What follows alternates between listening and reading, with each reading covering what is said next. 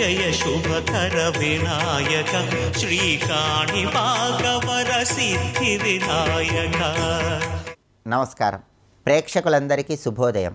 ఈనాటి శుభయోగం శీర్షికన పరమ పవిత్రమైనటువంటి మాఘమాసంలో స్నానానికి ఉన్న ప్రాధాన్యత ఏంటో పరిశీలిద్దాం. మాఘమాసంలో తెల్లవారుజామున చేసేటటువంటి చన్నీటి స్నానానికి విశేషమైన ప్రాధాన్యత ఉందని పద్మపురాణంలో చెప్పారు.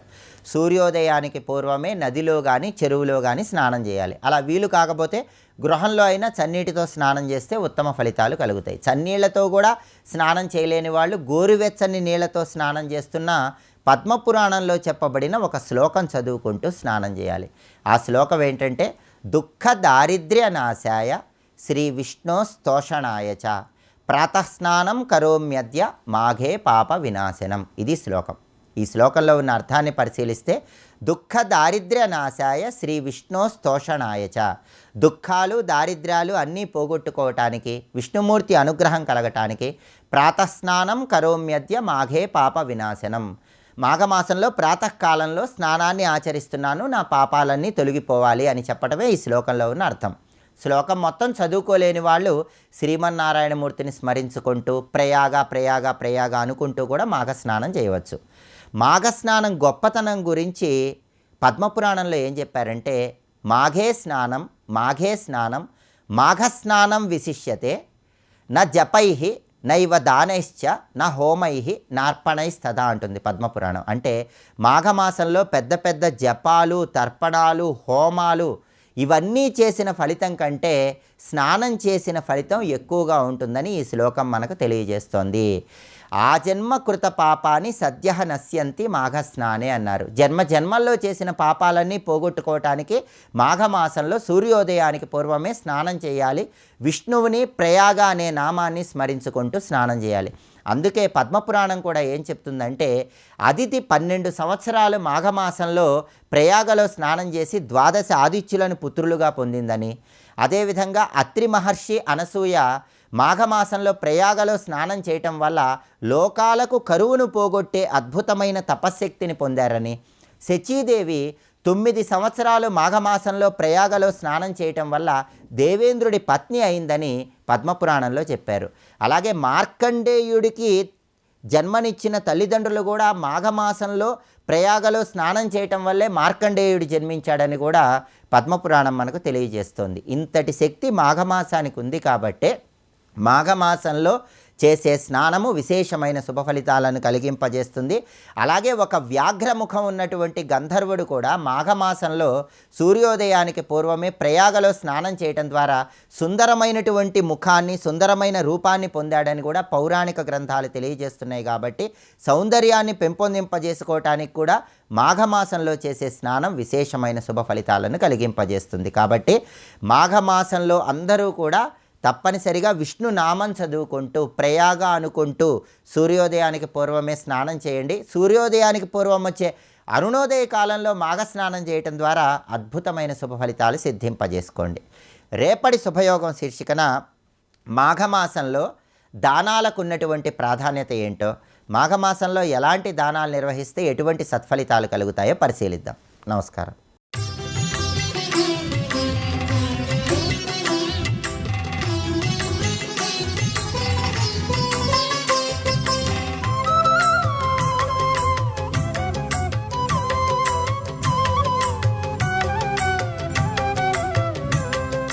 ప్రాజ్ఞదశ అంటే సుషుప్తి అవస్థలోకి వెళ్ళేటప్పుడు ఈంకారం ఉంటుంది. అది సుషుప్తి అవస్థలో ప్రాజ్ఞుడు అనే పేరుతో ఉన్నప్పుడు చైతన్యం, ప్రాజ్ఞరూప చైతన్యం ఈంకారం. ఈ విధంగా విశ్వరూప చైతన్యం హకారం, తైజసరూప చైతన్యం రకారం, సుషుప్తి అవస్థలో ప్రాజ్ఞరూప చైతన్యం ఈంకారం, తురీయావస్థలో హ్రీంకారం అన్నాడు. ఇక్కడ విడివిడిగా హారా ఈం కలిసి తురీయం హ్రీం అంటే అక్కడ హ్రీమే ఈ మూడింటి యందు ప్రకాశిస్తున్నదని తెలుసుకోవాలి. మొత్తం మాండుక్యోపనిషత్తు సారమంతా హ్రీం బీజంతా ఎలా సాధన చేయాలో ఇక్కడ చెప్పాడు. అంతే వెనుక్కోట్లేదు. ఇక్కడ ఆ 4 భూమికలు తెలుసుకోవాల్సింది.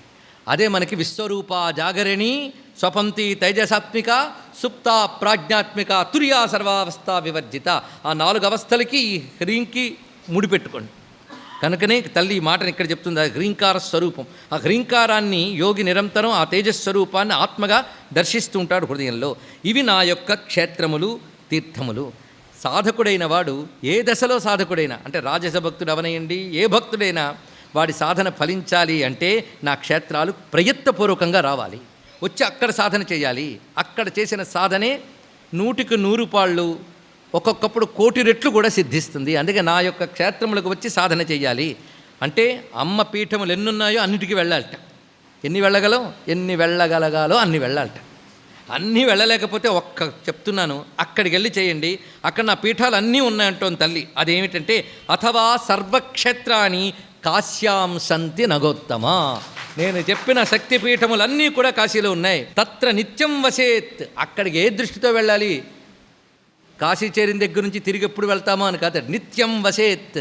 అమ్మ అనుగ్రహం కావాలంటే కాశీలో నిత్యవాసం చేస్తూ నిత్యదేవీ భక్తి పరాయణ, నిత్యం అమ్మయందు భక్తి కలిగి ఎవరైతే సాధన చేస్తారో, చేస్తూ ఏం చేయాలి? గదిలో కూర్చుంటామంటే లాభం లేదుట. తాని స్థానాన్ని సంపశ్యన్ జపం దేవి నిరంతరం. కాశీక్షేత్రంలో ఉన్న అమ్మ స్థానములు దర్శిస్తూ తిరుగుతూ అమ్మను ఆరాధిస్తూ ధ్యాయం తచ్చరణాం భోజం ముక్తో భవతి బంధనాత్. అలా నా పాదముల్ని ధ్యానిస్తూ కాశీక్షేత్రమునందు సాధన చేసినటువంటి వారు ఈ పరాభక్తిలో వదలకుండా చేస్తారు. పరాభక్తి కోసం సాత్విక భక్తిలో చేయడం జరుగుతుంది. ఏదేమైనప్పటికీ అలా చేసిన వాళ్ళు తప్పకుండా పరాభక్తిని, క్రమంగా జీవన్ముక్తిని లేదా ఆ దివ్యలోకముకు వచ్చే విదేహముక్తిని పొందుతారు. ఇది అమ్మవారు అభయమిస్తూ చెప్తున్నారు. ఇక నా వ్రతములంటావా, ఎన్నో రూపాలతో నా వ్రతములు ఉన్నాయి సుమా. అవి ప్రధానంగా శుక్రవార వ్రతం, కృష్ణ చతుర్దశి వ్రతం, ఇంకా అష్టమి వ్రతం. అమ్మవారికి ప్రీతిపాత్రములైన పంచపర్వములని అమ్మ చెప్తోంది ఇక్కడ. అష్టమి, నవమి, చతుర్దశి, పూర్ణిమ, అమావాస్య.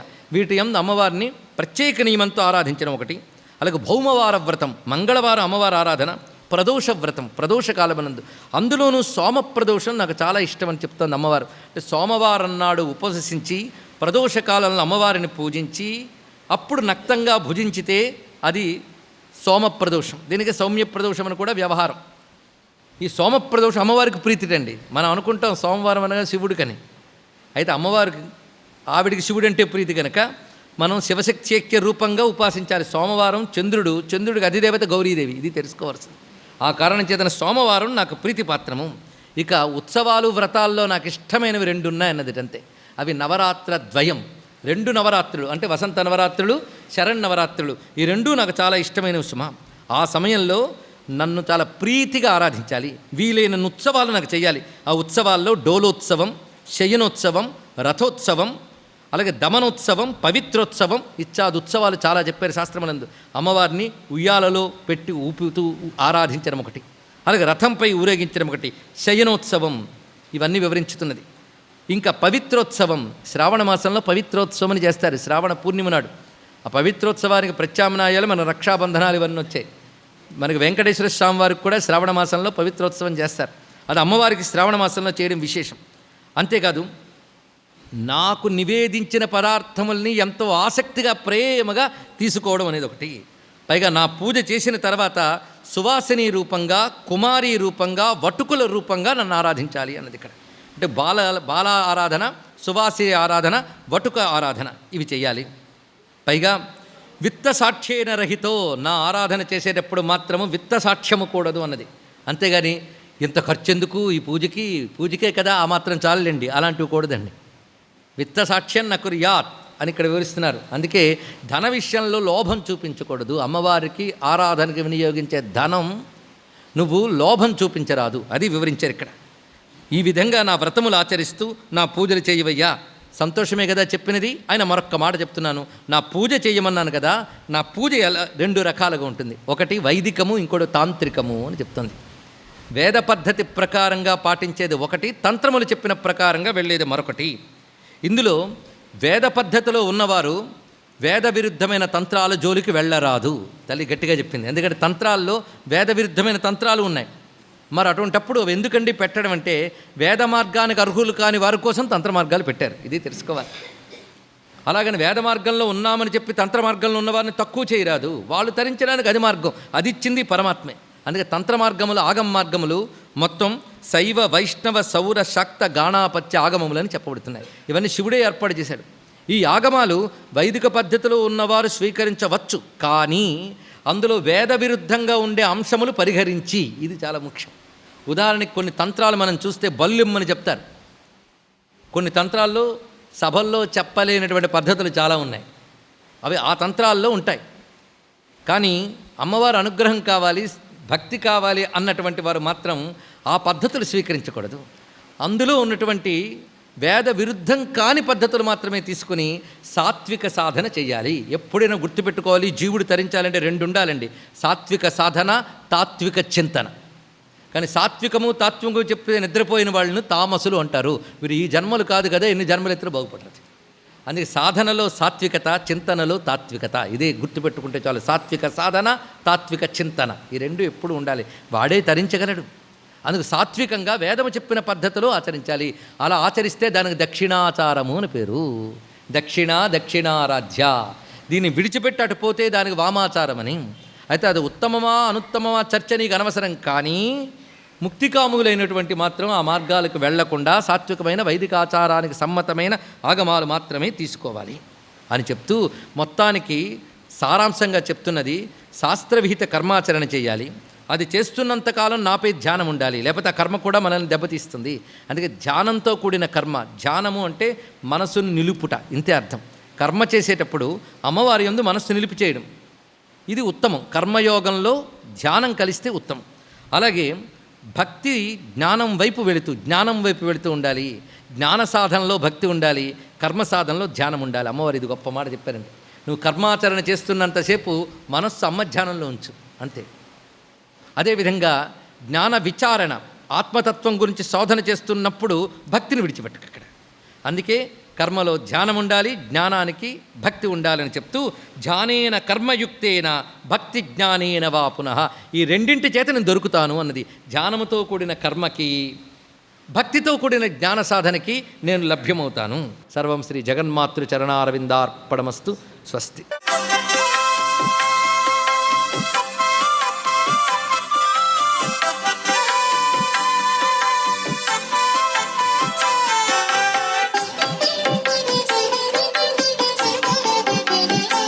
శ్రీం శివాయ నమః. ఓం నమో నారాయణాయ. శ్రీమాత్రే నమః. మాఘమాసంలో మనం ఆచరించేటువంటి ప్రతి ఒక్క దైవ కార్యం కూడా కొన్ని వేల కోట్ల సత్ఫలితాన్ని ప్రసాదిస్తుంది. ఈ మాసంలో రవి ఆరాధన అత్యంత కీలకవంతమైంది. రవి ఆరాధన అంటే సూర్య భగవానికి సంబంధించిన ఆరాధన. దానికి తోడుగా శివకేశవుల యొక్క ఆరాధన కూడాను సత్వర శుభ ఫలాలను ప్రసాదిస్తుంది. ఈ మాఘమాసంలో గృహ నిర్మాణం చేయటం అనేటువంటిది చాలా విశిష్టం. ఈ మాసంలో ఎవరైనా కొత్త గృహం కట్టుకోవాలంటే మాఘమాసంలో గృహం కడితే ధనధాన్య సమృద్ధితో తొలదూగుతారు.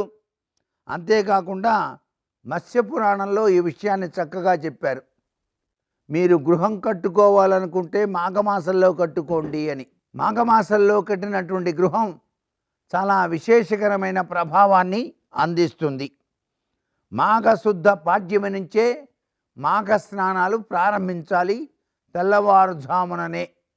తెల్లవారుజామున వీలు పడని వాళ్ళు సూర్యోదయం అనంతరం కూడా స్నానాన్ని ఆచరించవచ్చు. ఈనాడు సూర్యభగవాన్ని, శివకేశవులని తప్పనిసరిగా అర్చించడం చాలా విశేషకరమైన ప్రభావాన్ని ఇస్తుంది. మనకి సూర్యుడు నమస్కార ప్రియుడు, విష్ణుమూర్తి అలంకార ప్రియుడు, శివుడు అభిషేక ప్రియుడు. కాబట్టి ఈ మూడు కూడా తప్పనిసరిగా ఆచరించాలి. ఈ మాఘమాసంలో సూర్య నమస్కారాలు చేయాలి, సూర్యభగవానికి అర్ఘ్యం ఇవ్వాలి.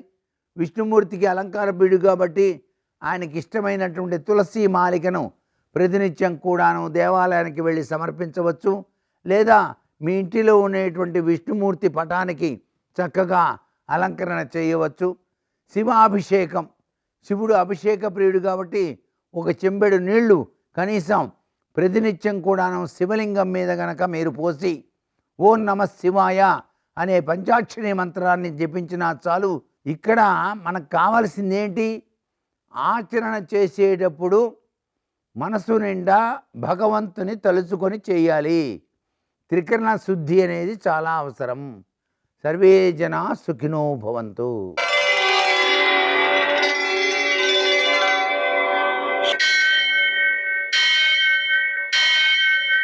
सहस्रशीर्षं देवं विश्वाक्षं विश्वशम्भुवं विश्वं नारायणं देवमक्षरं परमं पदं विश्वतः परमां नित्यं विश्वं नारायणगुं हरिं विश्वमेवेदं पुरुषस्तद्विश्वमुपजीवति पतिं विश्वस्यात्मेश्वरगुं शाश्वतगुं शिवमच्युतं नारायणं महाज्ञेयं विश्वात्मानं परायणं सूर्यशौर्यमथेन्दुरिन्द्रपदवी सन्मङ्गलं मङ्गलम्.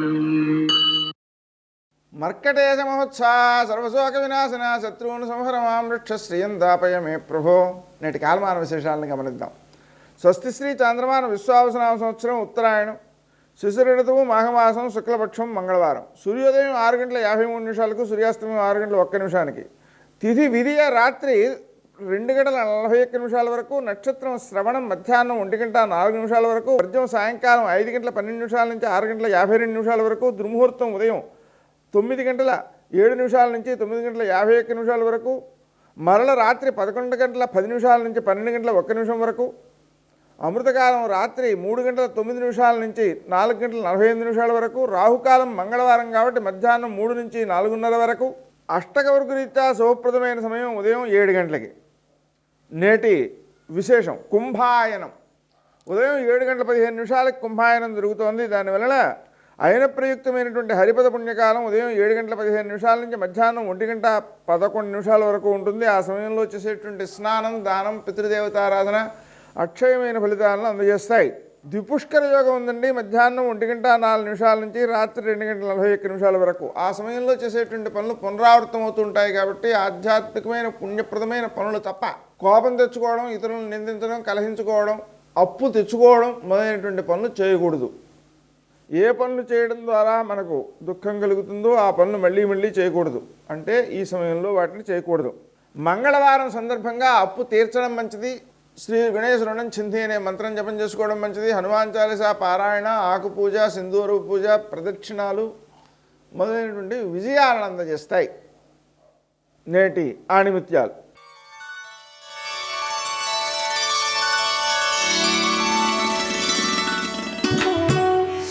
ప్రతి ఒక్కరూ తమ సమస్యల పట్ల సున్నితంగా, సంస్కారవంతంగా స్పందించగలిగితే ప్రపంచం స్వర్గధామం అవుతుంది.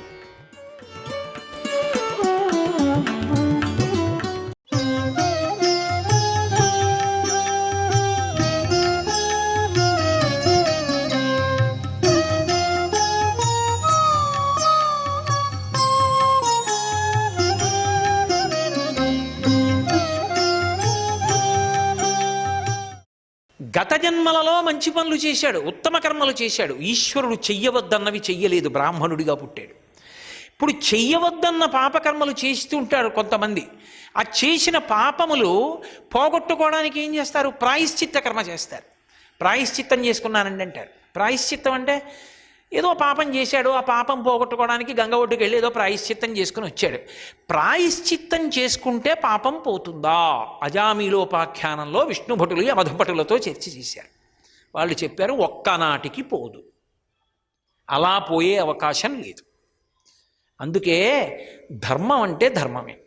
కామకోటి పీఠాధిపత్యం వహించిన మహాపురుషులు ప్రాతస్మరణీయులు చంద్రశేఖరేంద్ర సరస్వతి మహాస్వామి వారి యొక్క పాద పూజ చెయ్యాలని అమెరికా నుంచి వచ్చిన ఒక దంపతులకి కోరిక.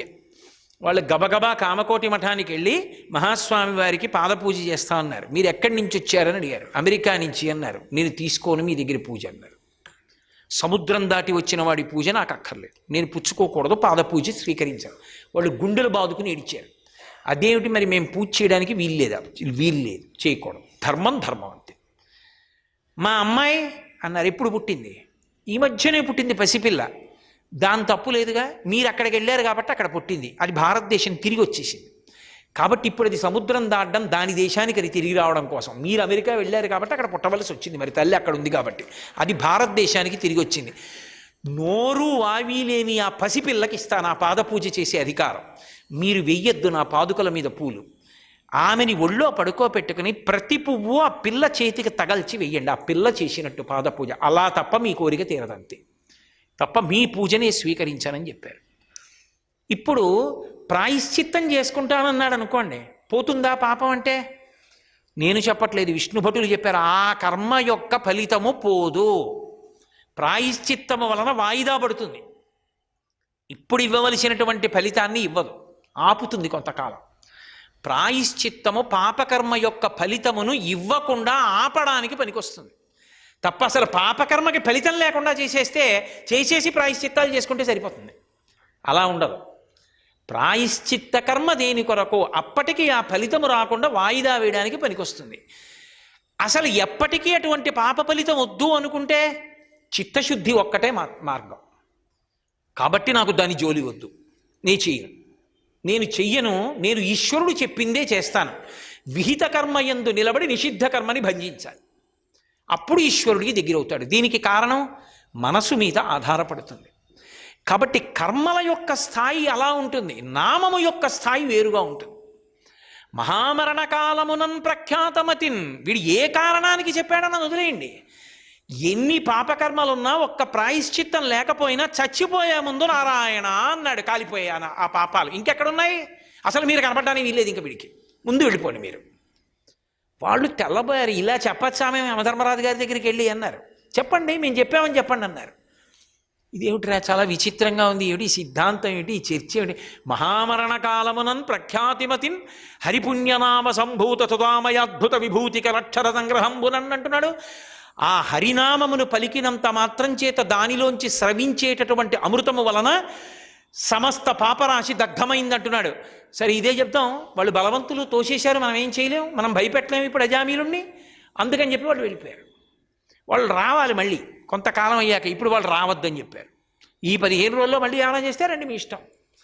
వాడు 15 రోజుల్లో ఏమీ చేయకపోతే మీరు రావడానికి వీలేదు, ఎందుకంటే వాడికి పాపం లేదన్నారు వాళ్ళు. ఇప్పుడు వాళ్ళు ఖాతాలు చూపించి అసలు మాట్లాడాలి కదా. ఏమంటే మేము వెళ్ళినప్పుడు వాడు నారాయణ అన్నాడు, ఏం లేవు అంటున్నారండి వాళ్ళు. ఎవరో వచ్చి చెప్పొద్దు యమధర్మరాజు గారికి. అసలు యమధర్మరాజు గారి పాశములు విఫలమైనటువంటి 2వ గాథ మార్కండేయుడి తర్వాత అజామీలుడిది. కాబట్టి ఇప్పుడు వాళ్ళు మళ్ళీ వెళ్ళిపోయారు. వెళ్ళిపోయిన తర్వాత అజామీలుడు ఇన్నాళ్ళు ఇంత రొంపిలో ఉన్నవాడికి సహజంగా బ్రాహ్మణుడు కదూ, శాస్త్రప్రవేశం ఉన్నవాడు కదూ మొదట్లో. అందుకని ఒక్కసారి ఇద్దరి చర్చ విన్నాడు. విని 2 చేతులు ఎత్తి విష్ణుభటులకు నమస్కారం చేసి ఏదో మాట్లాడబోయాడు. వాళ్ళు అంతర్ధానం అయిపోయారు. ఇదో చమత్కారం. వాళ్ళు ఏం మాట్లాడలేదు. ఎందుకు మాట్లాడలేదంటే నారాయణ అన్నాడు, స్థితికాల లక్షణం రక్షించారు. ఇప్పుడు వాడితో మాట్లాడి వాడితో చర్చ చేయడం వాళ్ళకి అనవసరం, వాళ్ళు అంతర్ధానం అయిపోయారు. వీడు ఇంకొంచెం సమయం ఉంది కదా, మరి ముందు కదా వస్తారు వాళ్ళు, ఆ తర్వాత చిట్ట చివరి రావాలి, కొద్దిగా సమయం ఉంది. ఇప్పుడు అసలు మనిషి జీవితంలో ప్రాయశ్చిత్త కర్మ కన్నా కూడా చాలా గొప్పది, పాపములను కాల్చి జీవితాన్ని ఉత్తరక్షణంలో మార్చేయగలిగినది ఒక్కటే ఉంది. దాన్నే పశ్చాత్తాపం అంటారు. ప్రాయశ్చిత్తం వాయిదా వేయిస్తుంది, పశ్చాత్తాపం ఇక వాటితో సంబంధం లేకుండా తరింపచేసేస్తుంది. పశ్చాత్తాపం అంటే తనలో తానే కాలిపోతాడంతే. ఇంకా ఇప్పుడు అతనిలో పశ్చాత్తాపం అంకురించి, ఎటువంటి పరమేశ్వరుడు, ఎంతటి ఉదారుడు, ఎంతటి దయాశీలి. వాళ్ళు ఏం చెప్పారు ఆ విష్ణుభటులు? ఎంత గొప్ప మాటలు చెప్పారు. ఎక్కడి నుంచి వచ్చింది నాకు ఆ పుణ్యం?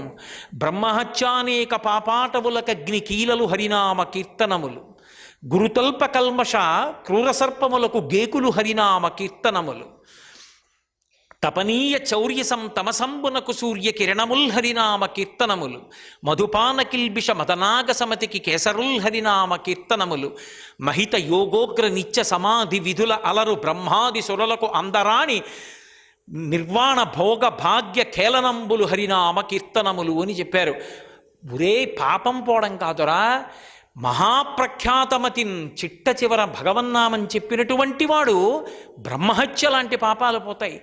కాబట్టి గురుతల్ప కల్మష క్రూరసర్పములకు గేకులు హరినామ కీర్తనములు. అటువంటి పాపములనే పాములకు హరినామములు నెమళ్ళ వంటివి. దొంగతనం చేయడం కన్నా భయంకరమైన పాపం లేదు. దొంగతనం చేయడం అనేటటువంటి చీకటి పాపానికి సూర్యకిరణముల వంటివి హరినామ కీర్తనములు. మధుపాన కిల్బిష మదనాగ సమితికి కేసరుల్ హరినామ కీర్తనములు. మహిత యోగోగ్ర నిత్య సమాధి విధుల అలరు బ్రహ్మాదిసురులకు అందరాని భూరి నిర్వాణ సామ్రాజ్య భోగ భాగ్య కేలనంబులు హరినామ కీర్తనములు. చతుర్ముఖ బ్రహ్మగారికి కూడా అందనటువంటి మోక్ష సుఖాన్ని ఇవ్వగలిగినటువంటి అద్భుతమైనటువంటి శక్తి ఒక్క భగవన్నామానికి ఉంది. అటువంటి నామాన్ని వాడు పలికాడు. భగవన్నామం ఎక్కడ పలికాడండి? కొడుకు పేరు పెట్టి కదా పిలిచాడంటారేమో. బిడ్డ పేరు పెట్టి పిలిచిననైనా, విశ్రామ కేళినైనా, పద్య గద్య గీత భావార్థములనైన కమలనయను తలుప కలుషహరము. వాడు ఏ కారణానికి పిలిచాడన్నది పక్కన పెట్టేసేయండి. బిడ్డ పేరు పెట్టి పిలిచిననైనా. అందుకే పిల్లలకి పేరు పెట్టేటప్పుడు భగవన్నామం పెట్టేవారు పూర్వం. పెట్టి ఆ భగవన్నామాన్ని పిలుస్తూ ఉండేవారు. ఎందుకని ఆ పిల్లాడిని అలా పిలుస్తున్నప్పుడు భగవన్నామం పలుకుతూ ఉంటాడు. బిడ్డ పేరు పెట్టి పిలిచిననైనా, విశ్రామ కేళినైనా. ఏదో విశ్రాంతిగా ఉన్నప్పుడు ఆడుకుంటూ కూడా, అందుకే పరమపద సోపాన పటము అని పూర్వం ఏదో వశిష్ఠుడి దగ్గర పడ్డాను, విశ్వామిత్రుడి దగ్గర పడ్డాను, పరమపద సోపాన పటంలో వాళ్ళ ఋషి దగ్గర పడ్డాను, వాళ్ళ పేర్లు ఎత్తేవారు. కాబట్టి విశ్రామ కేళినైనా, ఆడుకున్నప్పుడైనా సరే.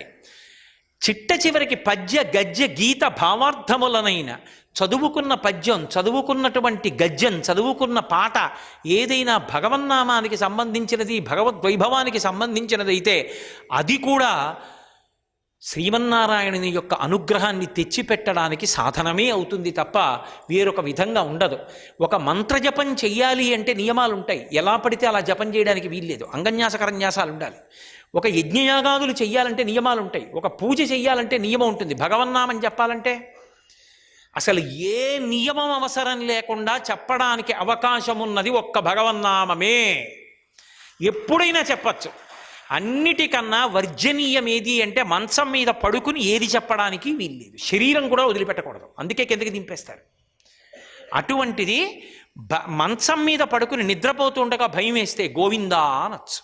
అందుకే దుస్వప్నే స్మర గోవిందం. దుస్వప్నం వచ్చిందనుకోండి, గోవిందా గోవిందా గోవిందా అనొచ్చు. ఏకవస్త్రయ్యి ద్రౌపదీదేవి భగవన్నామాన్ని చెప్పింది.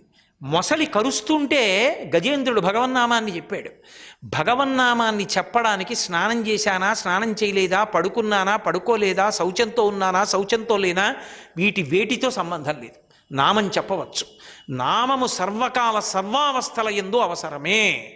అంత గొప్పది నామము. అటువంటి నామం కూలిన చోట, కొట్టబడి కుందిన చోట, మహాజ్వరాదులన్ ప్రేలిన చోట, సర్పముఖ పీడలు పొందిన చోట, ఆర్తులై తూలిన చోట, విష్ణు భవదూరిని పేర్కొనిరేని పైన ఆ కాలుని యాతనావితతి పూనరు కానరు దుఃఖభావముల్. కూలిన చోట, ఏదో నడుస్తూ పడిపోయాడు, హరి హరి హరి హరి అండం అలవాటు అయిపోయింది అనుకోండి, అది రక్షిస్తుంది. కూలిన చోట అసలు సాధన అక్కడి నుంచి రావాలి. తలుపు సందులో చేయబడ్డప్పుడు కూడా భగవన్నామం పలుకుతున్నానా? కష్టం వచ్చినప్పుడు గభాలను నోటి వెంట ఏదొస్తోంది పరిశీలించాలి. సర్వం శ్రీ ఉమామహేశ్వర పరబ్రహ్మార్పణమస్తు. స్వస్తి.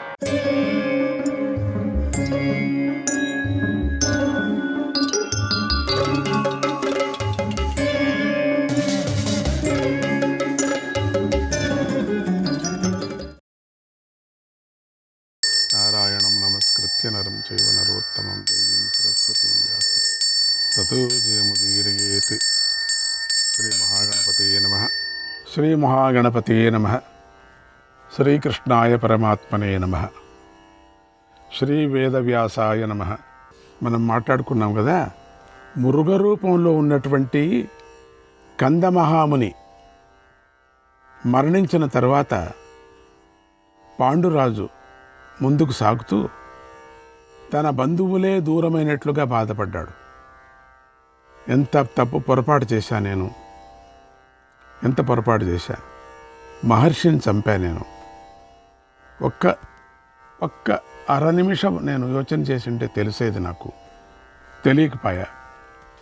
అప్పుడు భార్యలతో కలిసి దుఃఖిస్తూ ఇలా విలపించాడు. పాపం ఏడ్చాడు. అయ్యో సజ్జనుల వంశంలో పుట్టినవాడైనా ఆత్మ నియంత్రణను కోల్పోతున్నాడు.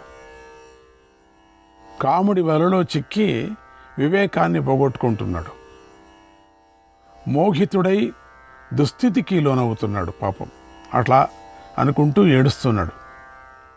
అంటూ ఇందుకు నా తండ్రే మంచి ఉదాహరణ. ధర్మాత్ముడైనటువంటి శంతనుడికి పుట్టి కూడా నా తండ్రి విచిత్ర వీరుడు కామాశక్తి కారణంగానే కదా చిన్న వయసులోనే మరణించాడని నేను విన్నాను.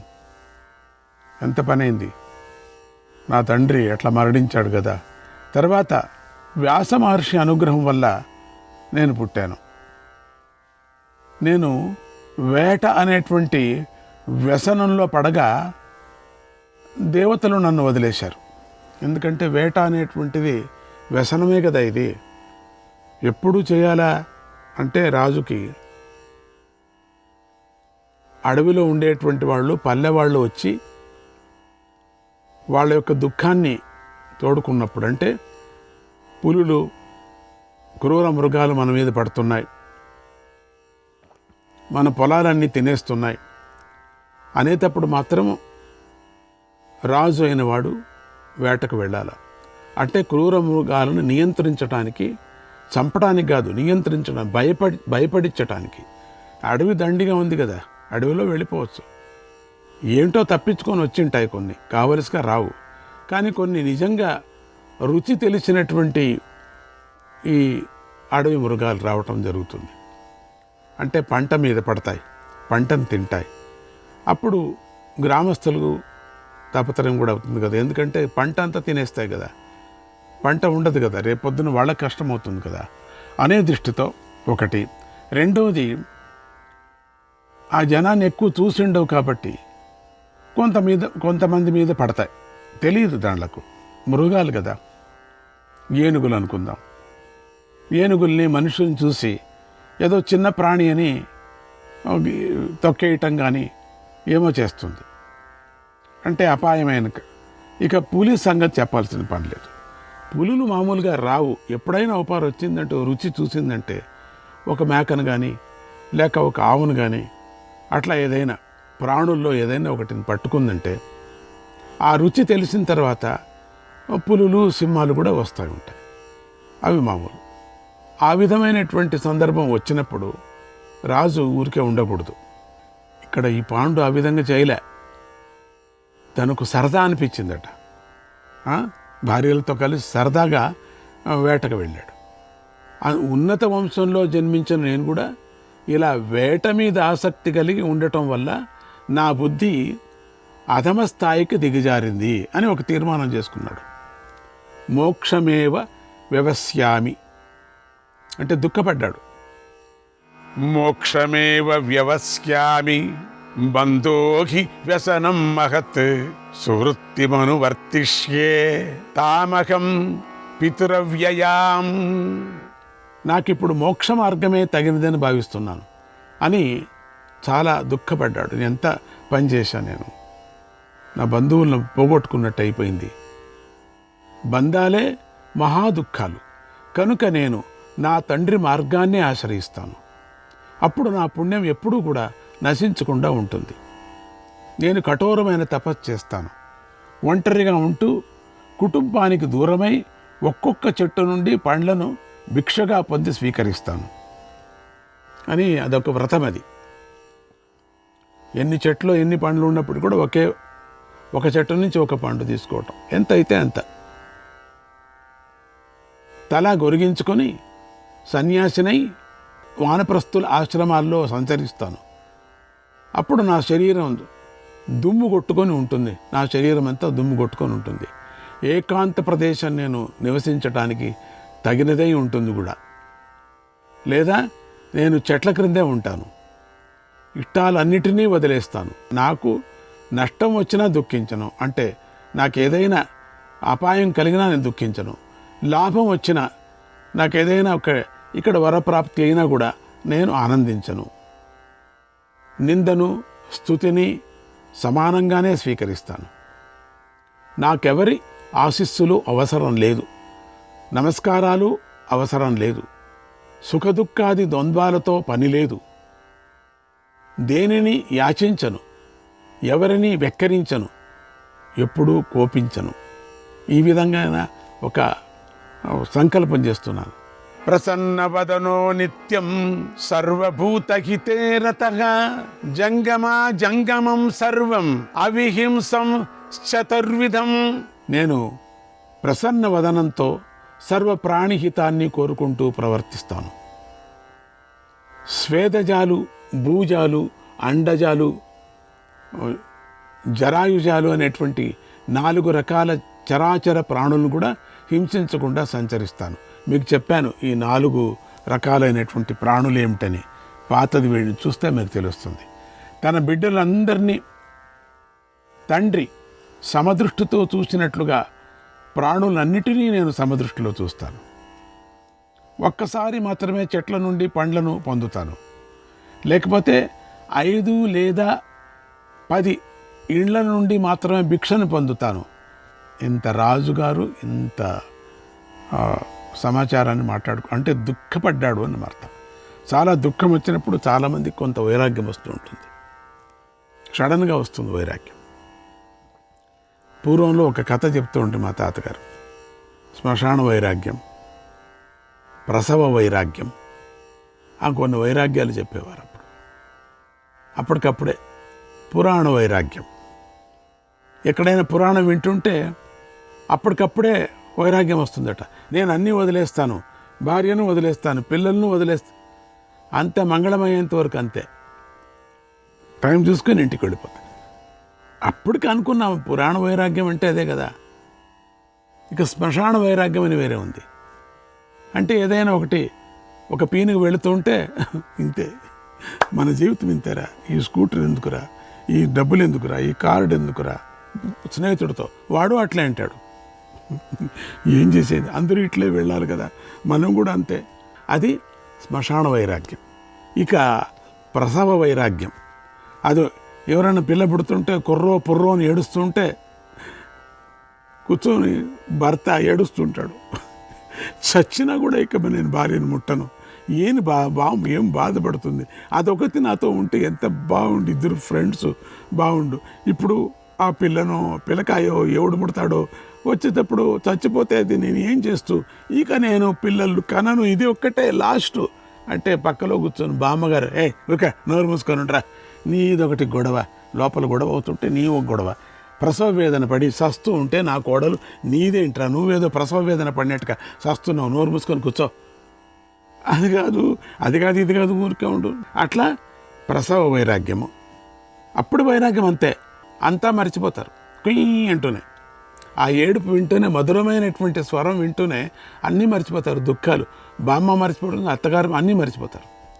ఇది అందరికీ వైరాగ్యం వచ్చింది, అందరూ సరిపోయారు. ప్రసవ వైరాగ్యం, శ్మశాన వైరాగ్యం, పురాణ వైరాగ్యం. చెప్పాను కదా, పురాణ వైరాగ్యం అంటే వినే వరకు వింటూ ఏం ప్రయోజనం, అంతా ఒకరోజు వెళ్ళిపోవాల్సిందే. ఎంత బాగా చెప్తున్నారు పురాణం. అబ్బా, మహాభారతం అంటే మహాభారతం, ఏముంది ప్రపంచంలో, ఇది వింటే వినాలి కదా, లేకపోతే ఏమి ప్రయోజనం. అంతే. శ్మశాన వైరాగ్యం, పురాణ వైరాగ్యం, ప్రసవ వైరాగ్యం, ఇవి మామూలుగా వస్తూ ఉంటాయి. వీడికి అదే వచ్చింది. ఇప్పుడు ఏంటేంటో చెప్తున్నాడు. ఒక లిస్టే వేశాడు పాండు. అసలు వేటకు ఎవరు రమ్మని చెప్పారు, ఎవరు పర్మిషన్ ఇచ్చారు వేటకు? ఎవరైనా వచ్చి వేడుకున్నారా? సరదాగా వచ్చాడట. సరదాగా ప్రాణులు చంపటమా? సరదాగా వచ్చి ప్రాణులు, నీకేదో దివ్య దృష్టి అంట, నీ వల్లగాని దృష్టి తెలీదు నీకు ఆ జింక పిల్లలు ఎవరిటని. ఆ విధమైనటువంటి భిక్ష దొరకని రోజున ఉపవాసం ఉంటాను, అది వేరే. మధ్యలో భిక్ష దొరికిన రోజున చాలా తక్కువగానే తింటాను. ఇవన్నీ మనకు చెప్తున్నారు వ్యాస భగవానుడు. భిక్ష దొరకనప్పుడు మాత్రమే వేరొక ఉపాయాన్ని ఆలోచించి భిక్షను నేను పొందుతాను, పొందకపోతే చచ్చిపోతావు. అందుకని వేరే ఉపాయాన్ని ఉపయోగించాలి కదా, ఏదో తినాలి కదా. ఆశపడి మాత్రం ఇంటింటికి తిరిగి బిచ్చమెత్తను. ఏదేదో మాట్లాడుతున్నాడు, బుద్ధి పోయింది వీడికి. ఎప్పుడైనా ఎక్కడైనా చెట్ల నుండి ఫలాలు లభించినప్పుడు 7 ఇళ్లకు మాత్రమే వెళ్ళి యాచించి భిక్షను పొందుతాను. 7 ఇంటికి వెళతా. ఒక నియమం ఉంది, 7 ఇంట్లకు మాత్రం వెళతాడట భిక్షను. అసలు భిక్ష దొరికినా దొరకకపోయినా సమదృష్టితోనే ఉండి తీవ్రమైన తపస్సు చేస్తాను. తపస్సు అంటే ఏమిటి అనటానికి తన మనసులో, పాండు మనసులో కలిగినటువంటి భావాలు యోగి అయినటువంటి వాడికి, వ్రతం చేసేవాడికి ఉండాలా అని చెప్తున్నారు మనకు. ఒకనాడు నా చేతులను కత్తితో నరుకుతున్నా, మరొకడు నా చేతులను చందనం పూస్తున్నా, ఇద్దరినీ సమానంగానే చూస్తాను. ఇవన్నీ కూడా మనకు నీతి చెప్పేటువంటి ఒక నీతి శతకాల్లాగా కొన్ని మంత్రాలు దీంట్లో ఉన్నాయి. వీడు మంచివాడు, వీడు చెడ్డవాడు అనేటువంటి భేద దృష్టితో నేను చూడను. జీవించాలని కోరిక లేకుండాను, మరణించాలని తపన లేకుండాను కూడా జీవిస్తా. నేను నాకు ఏ విధమైనటువంటి ఆశలు లేవు. జీవితాన్ని అభినందించటాన్ని కానీ, మరణాన్ని ద్వేషించటాన్ని కానీ చేయను. మనిషి తాను జీవిస్తూ వృద్ధి చెందటానికై ఎన్నో కార్యక్రమాలను చేస్తూ ఉంటాను. చాలా వరకు అభివృద్ధి అయ్యేటువంటి వాళ్ళు ఎంతో కార్యక్రమాలు చేయాలనుకుంటుంటారు. చాలా ప్లాన్లు ఉంటాయి. అవి కాలానికి ఆధీనమై ఉంటాయి. వాటన్నిటినీ నేను విడిచేస్తాను. ధర్మఫలాన్ని కూడా విడిచిపెడతాను. నాకు సంబంధం లేదు, ఇక ఏ ఆశ మీద లేదు నాకు. అంతఃకరణ మాలిన్యాన్ని తొలగించుకొని నేను జీవిస్తాను. బాగుంది. మంచి శపథం చేశాడు. సకల పాప విముక్తుడనై సకల బంధాలను వదిలించుకుంటాను. ఎవరి అదుపులోనూ ఉండక వాయుదేవుడిలాగా సంచరిస్తాను. ఎల్లప్పుడూ ధైర్యాన్ని వహించి భయం లేని మోక్ష మార్గాన్ని ఆశ్రయించి ఈ శరీరాన్ని విడిచిపెడతాను. నేను బిడ్డలను కనే శక్తిని కోల్పోయాను. ఎందుకంటే శాపం వచ్చింది కదా. నా జీవితము, నా గృహస్థాశ్రమం కూడా దయనీయమైనటువంటి స్థితికి వచ్చాయి. ఎందుకంటే నేను భార్యను చూస్తే చచ్చిపోతాను, అంతే. శాపం వచ్చేసింది కదా. అందుకని నిజంగా వైరాగ్యం రావాలా, చచ్చిపోతాను భయంతో వైరాగ్యం వచ్చింది అనిపిస్తుంది నాకు. నేను స్వధర్మానికి నిజంగా వచ్చినప్పటికి కూడా ఈ కండిషన్స్ అంతా నియమ పాలించినప్పుడు బాగుంటుంది. అది నియమం పాలించలేకపోతే నేను స్వధర్మానికి దూరం అయిపోయాను. ఇలాంటి శోచనీయమైనటువంటి దశలు నేను నడవలేను. ఇతరులను ఆశ్రయించకూడదు. ఆశ్రయిస్తే పరమాత్ముడిని, సద్గురువుని ఒక్కరిని ఆశ్రయించాలి. ఇతరుల్ని, మామూలు జనాన్ని ఆశ్రయించకూడదు. ఎప్పటికైనా వాళ్ళు విచిత్రంగా చూస్తారు. శ్రీకృష్ణాయ పరమాత్మనే నమః.